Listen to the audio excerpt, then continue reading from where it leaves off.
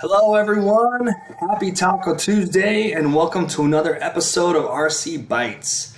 Today, we're going to talk about how often you should run a reasonable compensation report for your clients, and based off the information, what time of year we have found it to be typically the most effective to do so. Jumping into it, I want to start with a little known fact about RC Reports, which is we are constantly updating the wage data within the system. Every 4 months, once a quarter, we go through our millions of points of data and we update the wage data so that you have the most accurate information possible for your clients. Because of this, we recommend that you update and run a reasonable compensation report for your clients at least twice a year. We have found it to be most effective to do your first reasonable compensation report right during or right after tax season when you are interacting with your clients. This is when you touch base with them, when you figure out what business tasks they're doing for their business, what percentage of the time they're doing that, and then using the updated wage data, run a reasonable compensation report and give them that figure. Later on in the year, in December, once again, when we have updated all of the wage data, we recommend checking in with your client again to see how their year went. Did they do the tasks they said they would within their business? Was their time allocated as they thought it was? Are there new tasks you need to add to the reasonable compensation report? If so, we add those and run a new, updated reasonable compensation report for our client.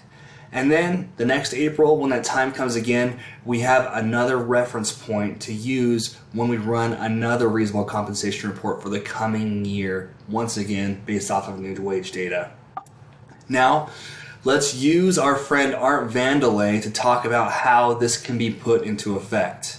As we see, Art runs an importing, exporting, and latex manufacturing business. Here are all of the different things he does within his business. And what I want to focus on is we see that Art recently has started to live out his lifelong dream and has started to act as an architect and offer architectural consultation services. When we did his initial reasonable compensation report in April, he told us that he thought he would spend 400 hours this year doing that. That 400 hours acting as an architect impacted his reasonable compensation, as you see here circled in the bottom right.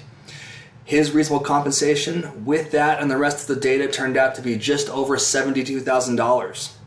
Now in December, when we touch base with Art, he tells us that it did not go as well as he thought it would.